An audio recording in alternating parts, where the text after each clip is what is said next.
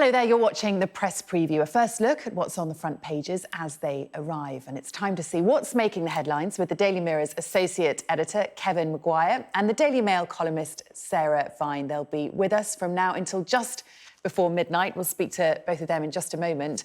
But first, let's see what's on some of those front pages. The Mail describes ITV as humiliated at having to order an external inquiry into Philip Schofield's departure from this morning. That story and allegations of a cover-up also lead the Mirror tomorrow. The Eye carries analysis claiming Labour's £20 billion raft of policy proposals would cost the equivalent of a 3p income tax increase to enact. Meanwhile, The Telegraph says Tory MPs are telling Rishi Sunak to scrap what they call unfair inheritance tax rules. The Metro reports that the former Russian President Dmitry Medvedev has described senior British politicians as legitimate targets given their support for Ukraine. The Times reports that Rishi Sunak is soliciting help from Turkey and Bulgaria in his fight to stem the migrant small boats crisis. The Express reveals what it calls an eco-mob plot to disrupt the running of the famous horse race, the Derby. The Guardian hears from the vice-chancellors of several UK universities who believe that the way the higher education system is funded is broken. The FT tells us why soda ash, which is used to make glass, could soon be worth billions on the stock market. The Sun leads with a story about Prince Harry, the fact that we haven't heard much from him recently. And The Star speaks to a Tudor historian who claims Henry VIII didn't necessarily deserve his bad reputation. And a reminder that by scanning the QR code you'll see on screen during the programme, you can check out the front pages of tomorrow's papers while you're watching us. And we're joined tonight by Kevin Maguire and Sarah Vine. Let's kick off, shall we? Great to see you both. Thanks for joining us. Sarah, I'll kick off with you first, if I may. Front page of The Guardian, of course, one of those stories that broke today. Boris Johnson has handed over all of his WhatsApp messages. Yes, so there's been a big sort of debate over the last few days about whether or not the unredacted 2 years' worth of unredacted WhatsApp messages between Boris Johnson and sort of, I think it's about 40 ministers, civil servants, various people should be handed to the COVID inquiry. The Cabinet Office, who are in charge of these things, say no, that actually a lot of this stuff is irrelevant and a lot of it is private. And the person in charge of the inquiry, whose name I temporarily forget, Baroness Hallett. Kevin will know. Hallett. Thank you. Yes. Says she'd like to see everything and she'll be the judge of that. So there's been this kind of ongoing row between the Cabinet Office and the COVID inquiry. And now I think what's happened is that Johnson himself has handed over a whole load of messages. Am I correct in that? Oh, sorry, what was your question, Sarah? I didn't catch that. I think Johnson himself has now handed over a whole load of messages. Yeah, Boris Johnson has disclosed all of his WhatsApp messages today and notebooks and diaries and handed them over to the Cabinet Office. In fact, he was extremely cooperative in that statement that was released by his spokesperson. Kevin, what did you make of Boris Johnson's cooperation today? And, you know, seemingly it heaps a lot more pressure on the Cabinet Office to hand over all the material. He did. He's made them look chumps. The ghost of Boris Johnson's returned to haunt Rishi Sunak and the cabinet ministers yet again, because he says urgently disclose Boris Johnson, give him the lot. Maybe he realises he hasn't got much of a reputation to lose anymore, that nothing can really be there any more damaging than we've seen. And Dominic Cummings disclosed some of his WhatsApp messages. I remember when they fell out spectacularly. Matt Hancock's WhatsApp messages were made clear. But the Cabinet Office was in this ridiculous position where it said, well, we haven't got the messages, but there's nothing really in them anyway. Move along, please. Nothing to see here. But now Johnson's handed them over and said, pass them on. I think they'll have to climb down and pass them on. And Heather Hallett, the chair of the committee, will get her way, which the Guardian quotes William Ragg, a Tory MP who chairs the All-Party Constitutional Affairs Committee, say, look, the law is on her side anyway. The government set up the inquiry. She has a power to ask for whatever she wants. And Johnson appears to be playing ball, which I think is the right position, because he will be aware, I'm sure, that if Hallett went to court, to demand the disclosure of these notebooks and WhatsApp messages, she would have won. And the Cabinet Office would have lost. So I think the Cabinet Office, with Oliver Dowden, the Cabinet Office Minister in the Cabinet there, Deputy Prime Minister, has lost and has egg on his face. Sarah, I can see you nodding. Is there something you want to add there? Well, I mean, there's no love lost between Oliver Dowden and Johnson, but also I think that Johnson's calculation is probably that because these messages will involve a lot of people, including Rishi Sunak, including Liz Truss, including Dominic Cummings, including Simon Case, that this, if they're disclosed, that it may help transfer some. It will give a bigger picture for him, but also it may take the heat slightly out of him, because they will inevitably have said things in the heat of the moment. It was a very difficult, feverish time, COVID.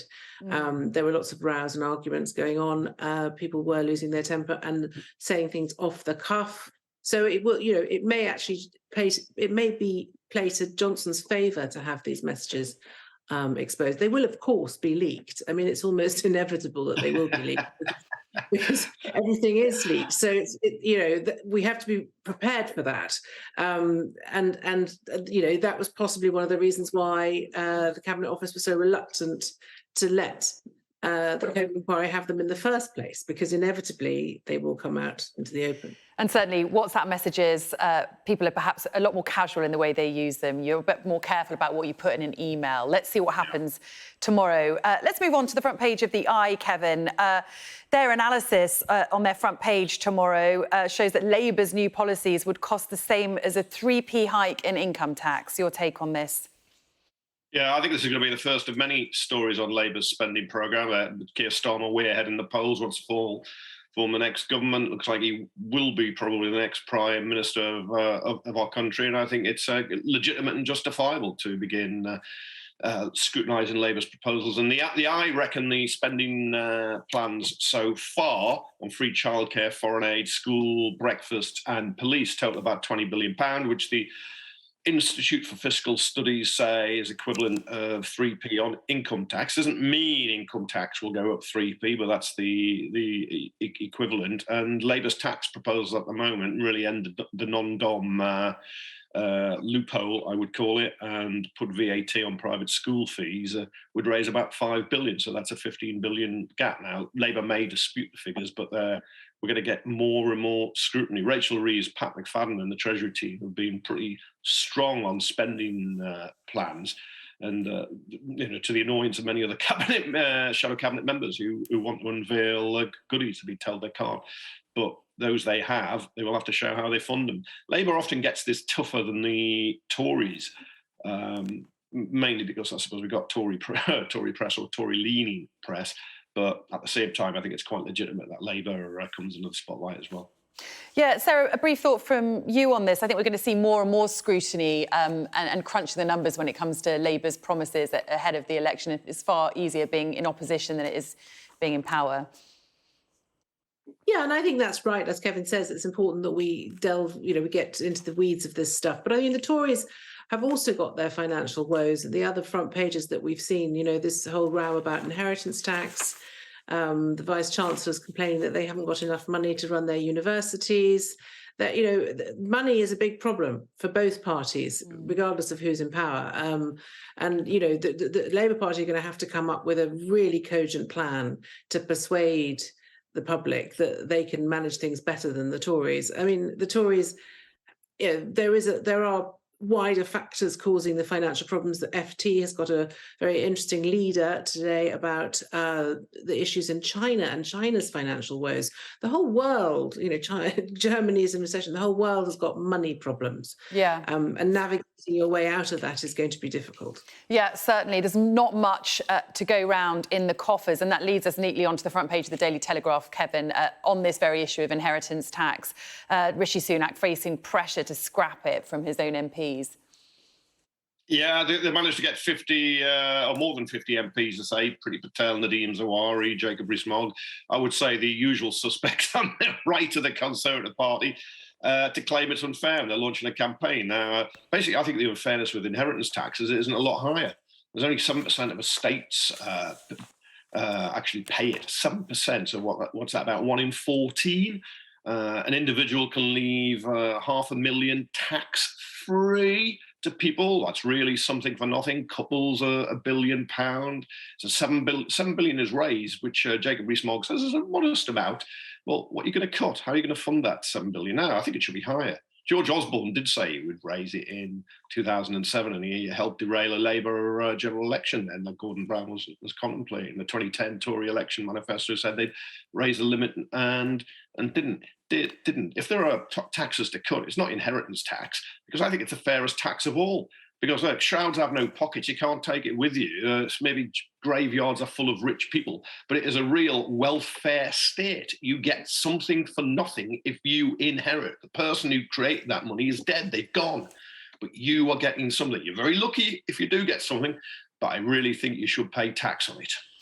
And while we're on this discussion of funding, Kevin, let's get a thought from you, Sarah, if I may. On the front page of The Guardian, Vice-Chancellors warning that the funding model for UK universities is broken.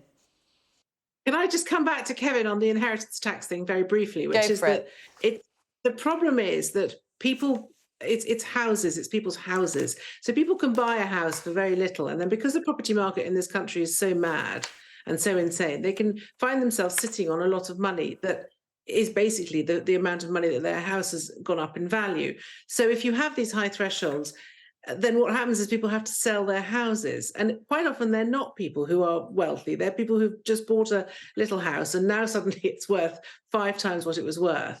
That's the difficulty. It's just the property market. Anyway, moving on, the vice-chancellors, they're bleating because apparently they haven't got enough money. Well, can I just say, quite a lot of vice-chancellors are paid an awful lot of money themselves. Some of them are on about £400,000 a year.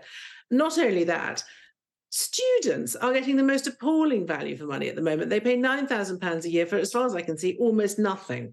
They're always lecturers are constantly on strike.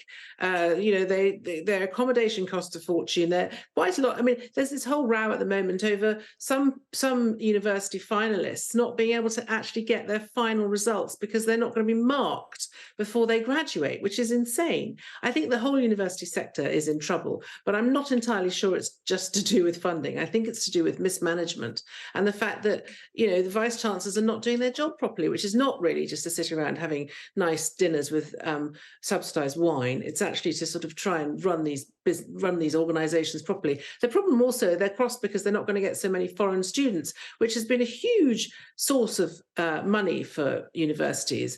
And,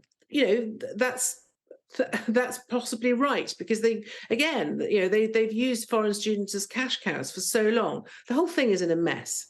I'm sure vice-chancellors would dispute some of what you said there, Sarah, but certainly you make a good point. We'll give you both a breather and speak to you in just a moment. Coming up on the press preview, ITV orders an external inquiry into the circumstances surrounding Philip Schofield's departure. We'll be discussing that next. Stay with us.